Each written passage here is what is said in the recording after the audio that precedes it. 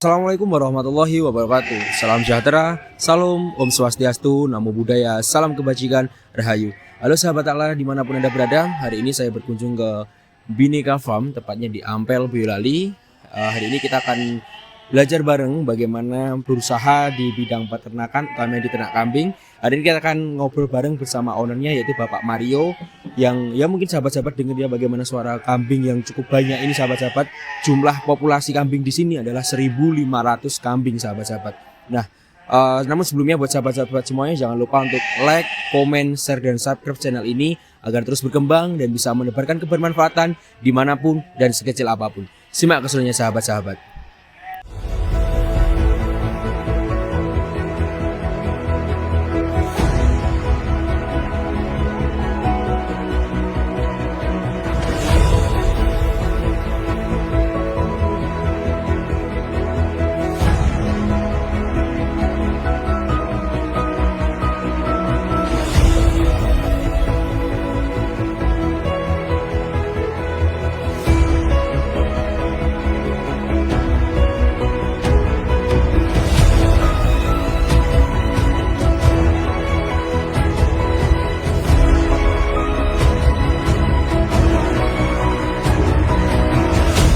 Halo sahabat Allah semuanya, sekarang saya sudah bersama owner dari Bhinneka Farm, yaitu Bapak Mario.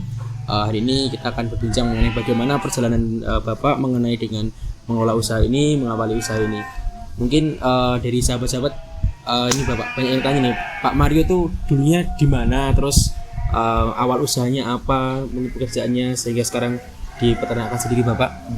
Oke, saya Mario dari Bhinneka Farm. Jadi sebelum kita usaha peternakan ini, sebelumnya saya tinggalnya di Bali.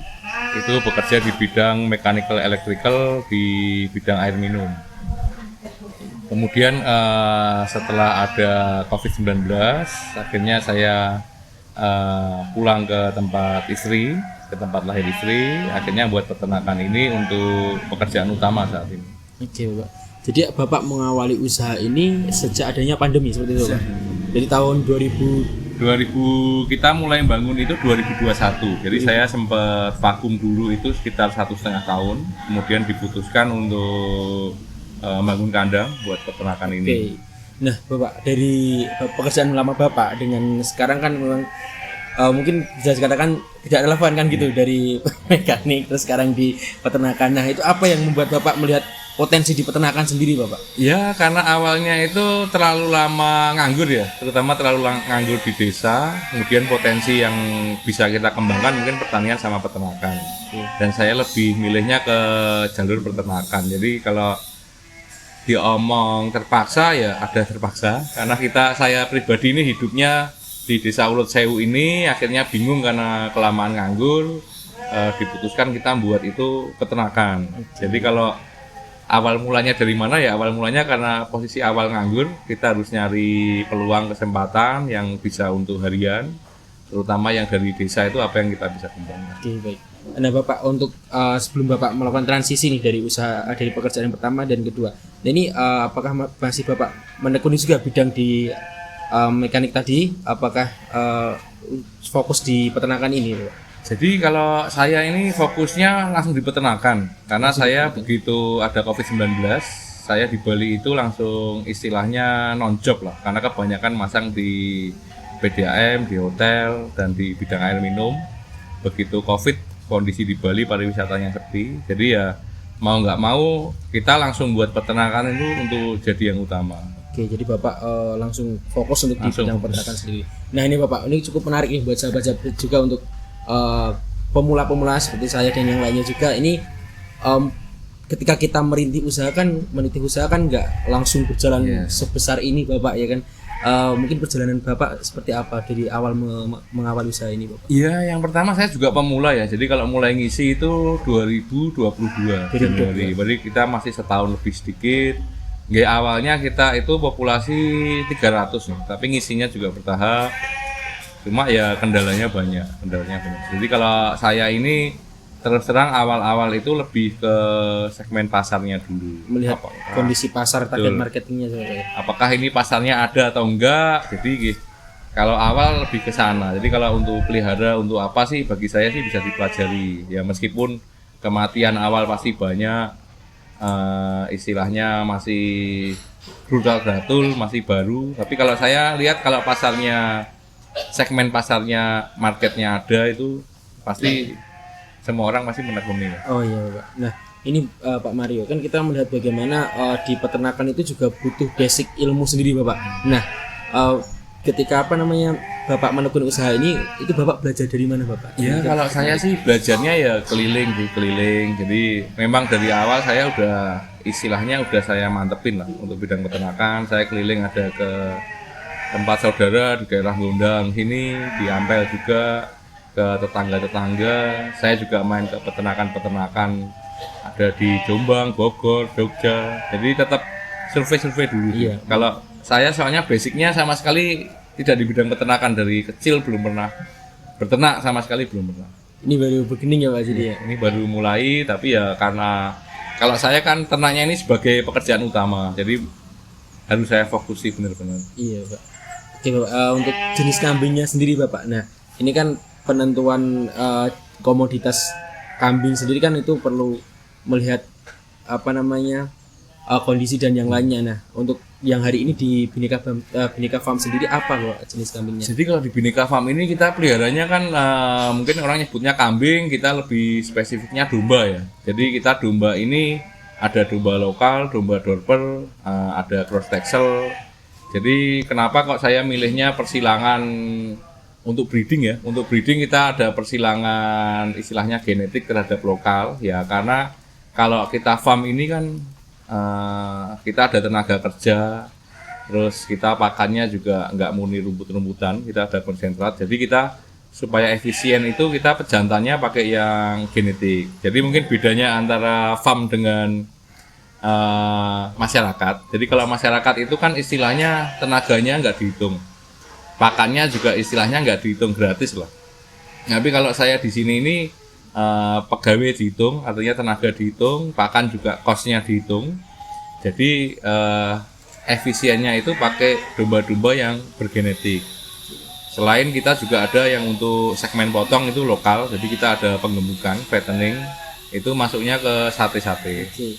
Jadi selain di fattening ada, breedingnya juga ada Bapak sini. Betul. Nah untuk ini Bapak mengenai dengan kendala-kendala, pasti kan mereka dari beberapa jenis yang kita kuliah dari fighting ataupun fattening dari breeding sendiri itu kan mempunyai sisi kelemahan juga Bapak. Itu apa Bapak resiko-resikonya? Kalau breeding itu mungkin yang paling efektif memang di masyarakat ya, karena masyarakat itu istilahnya gajian untuk tenaga. Kalau di sini itu bisa untuk cost untuk teman-teman di masyarakat. Kalau di sini kan istilahnya semuanya itu bayar, dalam arti tenaga bayar, pakannya bayar. Jadi kalau breeding itu sebenarnya paling efektif itu masyarakat sebagai istilahnya, kalau masyarakat sebagai tabungan, jadi nggak melulu nyari uang, berjangka, punya pekerjaan yang lain. Karena breeding itu yang bikin susah itu waktunya lama. Jadi kalau breeding itu waktunya lama, ya istilahnya harus siap modal yang banyak lah kalau untuk utama. Jadi kalau kita ini untuk bulanannya kita ditopangnya dari pengemukan. Jadi pengemukan itu dari domba kita dikirim dari, saya nyebutnya bakul atau dari pasar, itu kita treatment, kita SOP, kasih obat, vitamin dan lain-lain. Itu kita gemukan, nanti hasil akhirnya gemukannya itu masuk ke jagal atau ke tukang sate. Oke Bapak. Nah dari perjalanan sendiri Bapak tadi 300 ekor, terus jenis-jenis kambingnya. Nah itu ini kan baru 1 tahun Bapak. Untuk populasi hari ini itu jumlah berapa? Kalau di Bhinneka Farm ini populasi sekarang sekitar 1.400-an ya. Wow, 1.400-an. 1.400 ya Pak. Nah itu gimana tuh Pak perkembangannya, kok setahun pesat sekali nih Bapak? Ya kalau kita perkembangannya terus terang selama ini kita saya pribadi masih belum pernah ngambil untung ya. Belum pernah ngambil untung dari peternakan, jadi hasilnya itu kita kembangin lagi karena saya pribadi ini melihat di bidang peternakan ini marketnya masih luas. Jadi kalau saya terus terang masih memakai tabungan lah untuk hidup, belum dapat untung dari peternakan ini, tapi kita untungnya itu bentuknya jadi aset, jadi berkembang, jadi jumlah dombanya lebih banyak karena ya ini pekerjaan utama saya pengen buat itu peternakan yang benar-benar fokus lah. Nah fokus itu kita ada breeding fattening, jumlahnya juga harus banyak untuk memenuhi. Oke, baik Bapak. Nah, terus segi resiko sendiri Bapak, ini kan kita melihat tadi sistemnya koloni Bapak. Iya. Nah, itu untuk perawatan dari vitamin, terus ketika ada penyakit dan lain seperti apa Bapak? Iya, kalau resiko paling berat pasti mati yang pertama. Jadi kalau mati itu istilahnya semodalnya kita kena. Kita sistemnya koloni itu tujuannya untuk efektif aja. Efektif, jadi satu jantan kita bisa lebih dari 20 ekor, bisa 30-40 ekor untuk betinanya. Jadi kita pejantan itu pakai yang istilahnya besar-besar. Mungkin kalau secara harga mungkin agak tinggi, tapi kita kalau ngawinkan 1 tahun dengan satu jantan itu bisa 200-300 ekor per tahun. Per tahun ya? Wow. Satu jantan bisa mengawini betina. Karena kalau di sini kan lebih ke efektif. Karena itu tadi kita semua tenaga dibantu teman-teman di Bhinneka Farm ini istilahnya gajian. Kita tiap bulan ada gaji karyawan. Jadi kalau kita lebih ke efektif. Nah, makanya itu kalau di teman-teman sebenarnya lebih enak ya. Karena dikerjakan sendiri dan gajinya masuk untuk sendiri. Oke. Nah, makanya kalau di sini tuh mungkin lebih dijaga efektivitasnya. Jadi kalau resiko ya kita ngomong resiko-resiko itu sakit, mati, makanya kita ada SOP misalnya pemberian vitamin rutin, pemberian obat cacing. Ya tujuannya kalau pemberian itu supaya lebih efektif lah, nggak ada sakit, nggak ada kematian, ya mengurangi kematian lah. Kalau kematian pasti ada, mengurangi kematian. Oke Bapak. Nah ini tadi kan menarik juga nih membahas mengenai dengan karyawan di Bhinneka Farm sendiri Bapak. Nah mungkin dari selain karyawan juga ada kemitraan nggak Pak mengenai dengan di sini? Iya, jadi di sini kita juga ada kemitraan. Kita ada beberapa bekerjasama dengan kelompok ternak. Mungkin kalau di Ampel ini ada di Desa Urut Sewu, kita ada kelompok ternak Losinawi. Terus ini kita juga difasilitasi kelurahan bekerjasama dengan masyarakat Desa Urut Sewu. Jadi kita ada mitra yang di dalam Desa Urut Sewu, tempat Bhinneka Farm ini. Kemudian kita ada kemitraan itu pengembukan fattening dengan pribadi, dengan kelompok-kelompok ternak itu ada di Klaten, Karanganyar, dan ada yayasan ada yayasan yatim, yayasan pondok pesantren. Kita ada bentuk kemitraan tapi lebih ke pengembukan. Oke, itu sistemnya seperti apa kalau kemitraan Bapak? Jadi kalau kemitraan kita ini sistemnya semua swadaya. Jadi istilahnya beli domba dari sini kilo, kita di sini jual belinya secara timbang. Jadi kiloan, nanti mereka beli domba kiloan, nanti pakan konsentrat dari sini. Itu boleh pakai rumput atau pakai pakan jadi, itu bebas, yang penting konsentrat dari sini. Nanti mereka jualnya itu sama, ditimbang secara kiloan dengan harga beli dan harga jual itu sama. Oke, jadi kontennya ya, jadi dan perawatan untuk kemitraan sendiri itu tetap di reset terus ya Pak? Iya, jadi kalau itu untuk kemitraan itu tetap ke masing-masing. Oke, untuk hari ini Bapak, untuk mitra dari Bhinneka Farm sendiri ada berapa Pak yang ini? Ya kalau mitra kita ini kalau jumlah mungkin, kalau kelompok ternak itu saya hitung satu soalnya. Jadi kalau kelompok ternak itu ada beberapa orang. Jadi kalau terdata di sini itu sekitar 60-an orang. Tapi ada beberapa kelompok ternak misalnya di Losinawi ini, di Urut Sewu, di Taksari, itu anggotanya ada 38. Jadi mungkin kalau secara perorangan mungkin 100 lebih. 100 lebih. Luar biasa sahabat-sahabat. Untuk ini Bapak mengenai dengan ini kan masih marak banget nih hewan ruminansia itu terdampak beberapa penyakit kemarin kayak sapi ada PMK dan yang ini. Untuk jenis domba sendiri itu ada nggak Bapak? Iya, jadi kalau jenis domba ini PMK juga diserang lah, juga ada. Cuma yang penting kita perawatan pakannya kita jaga, pemberian vitamin rutin, itu istilahnya kekebalan tubuhnya lebih kuat lah. Kalau faktor PMK ini memang sangat berpengaruh lah, ada. Jadi kalau PMK itu menyerang domba juga, terutama ini ya, kualitas susu dari indukan itu jadi kurang, sakit, panas, kakinya melepuh, itu memang ada.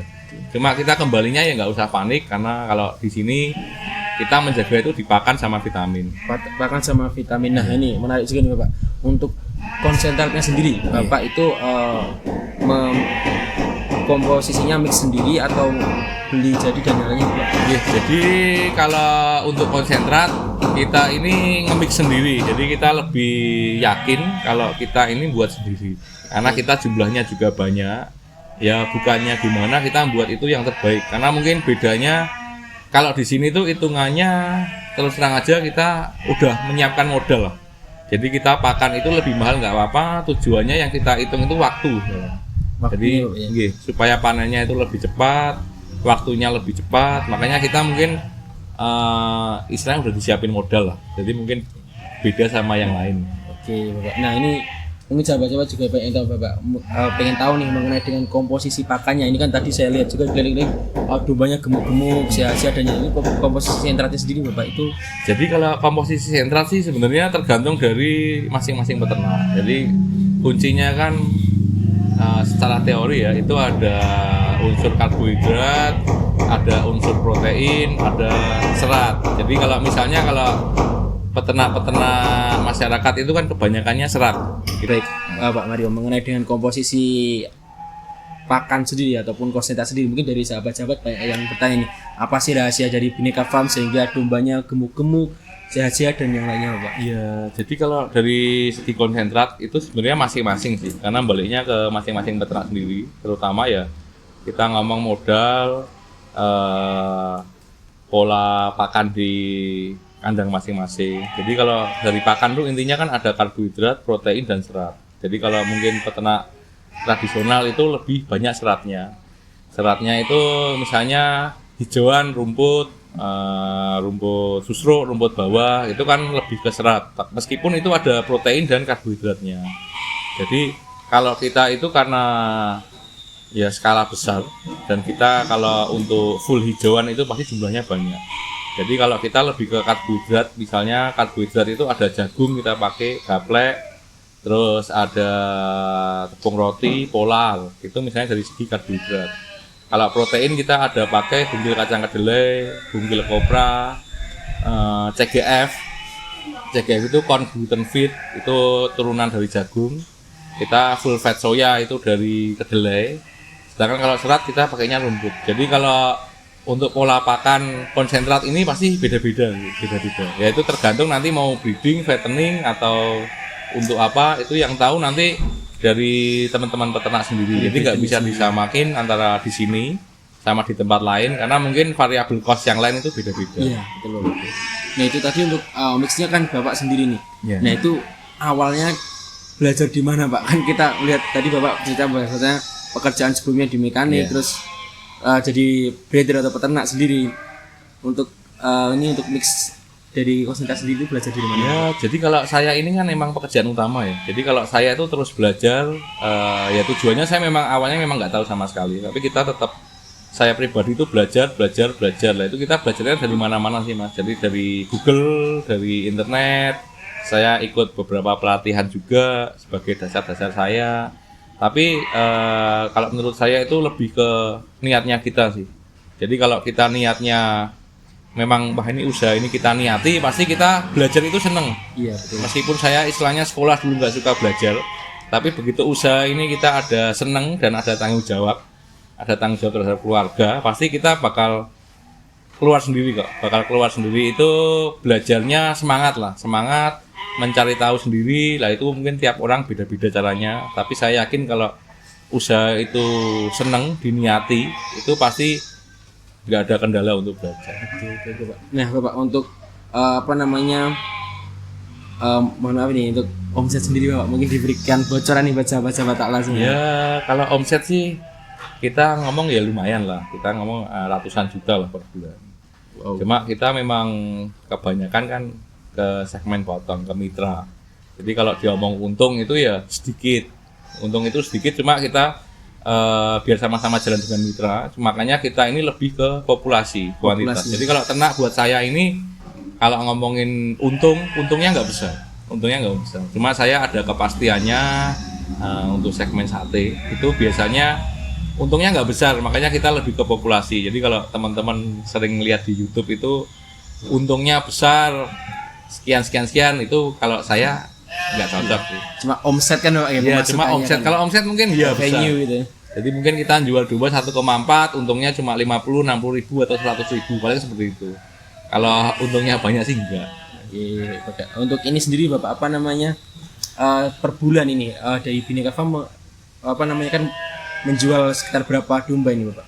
Ya kalau kita ini kurang lebih ya saat ini masih 400-500 ekor lah. Jadi ya naik turun sih. Jadi kalau misalnya Desember kita jualnya banyak, ini sebelum puasa agak menurun pasarnya, ya kita cuma mengikuti pasar saja. Oke. Nah ini Bapak yang terakhir mungkin. Nah ini buat sahabat-sahabat Allah nih, mungkin banyak yang tahu nih persiapan apa yang Bhinneka Farm siapkan untuk nanti menjelang Idul Adha Bapak. Jadi ya memang untuk rezekinya peternak itu puncaknya di Idul Adha. Jadi kalau di kambing domba ini memang kita ada momen Idul Adha itu sebagai puncak keuntungan lah. Puncak keuntungan karena istilahnya memang itu hari yang dinanti buat peternak. Jadi kita udah mempersiapkan, ya kita mempersiapkan itu kebanyakan jantan untuk kurban, kita menyiapkan untuk yayasan-yayasan. Jadi kalau Idul Adha itu pasti kita lebih ke persiapannya tuh bibit. Jadi kita masukin waktu ya sekarang ini. Sekarang kita masukin bibit-bibit, nanti kita jual ke Idul Adha. Oke, jadi udah disiapin untuk Idul Adha tadi ya Bapak ya, dan bisa hubungi ke Instagram Bhinneka Farm sendiri Bapak ya. Iya, jadi kalau kita ini masih fokusnya di Facebook Mas. Oh, di Facebook Facebook, ya, iya. Bhinneka Farm. Atau langsung bisa ke kandang di Dusun Pulau Sari, Urut Sewu, Ampel, Boyolali. Oke, ini buat sahabat-sahabat Allah semua ini yang membutuhkan domba di Idul Adha nanti ya Bapak ya, ataupun sebelum Idul Adha juga boleh ya Bapak. Boleh Ya? untuk sharing-sharing, untuk sama-sama belajar lah. Di sini juga masih belajar, monggo siapapun boleh datang. Oke, baik Bapak. Terima kasih banyak Bapak. Mungkin closing statement untuk apa namanya sahabat-sahabat Allah di rumah Bapak. Nggih, untuk teman-teman ya intinya kalau usaha itu kita harus semangat, jangan pernah menyerah lah. Karena kalau kita menyerah itu selesai. Jadi sukailah apa yang kita kerjakan. Pasti kita untuk belajar, untuk bekerja itu tidak ada rasa lelah, nggak ada rasa capek. Mungkin gitu. Jadi mencintai pekerjaan apa yang kita jalani seperti itu Bapak ya. Mungkin itu dari sahabat Allah. Terima kasih banyak Pak Mario. Akhir kata dari saya, wallahumma fiqh ila Wassalamualaikum warahmatullahi wabarakatuh. Halo sahabat Allah semuanya, mungkin bagi sahabat-sahabat semua yang butuh kambing nanti bisa hubungin ke Bhinneka Farm atau ke punyanya Pak Mario ini nanti kita tulis di bio video fullnya. Nanti sahabat-sahabat simak bagaimana perjalanan beliau memulai meniti usaha ini. Nah ini lihat sebelah kanan Mas Ayo, ini kambing-kambingnya ada yang berbagai varian untuk size-nya. Mantap sahabat, ini ada 1.500 kambing di Bhinneka Farm ini. Halo sahabat Allah, ini ada kambing di Bhinneka Farm yang kecil lucu. Hai, ini kenalan buat sahabat-sahabat Allah semuanya. Hai, namaku apa nih? Yang punya ya. Oh, namanya Mbak ya. Diam dulu. Gak mau. Halo sahabat Allah, ini kita berada di kandang yang kedua di Bhinneka Farm sendiri. Ini lihat kanan dan kiri semua kambing, bisa didengar di situ juga sahabat-sahabat. Bagaimana populasi kambing di sini luar biasa, 1.500 ekor. Lihat, ini lihat Mas. Ini pemberian comboran atau pakan setiap pagi, sentrat, pemberian sentrat. Ini sahabat-sahabat, lihat sini Mas. Nih. Wow, gemuk-gemuk kambingnya sahabat-sahabat. Ini banyak banget. Ini di sistem koloni ya, ada beberapa. Ini ya kalau 40-an lah ya ini. Oke sahabat Allah, ini kita lihat sebelah kiri saya ini banyak sekali kambing yang sedang makan sentrat ya. Lihat ini Mas, sebelah kanan kiri saya ini. Banyak banget sahabat-sahabat.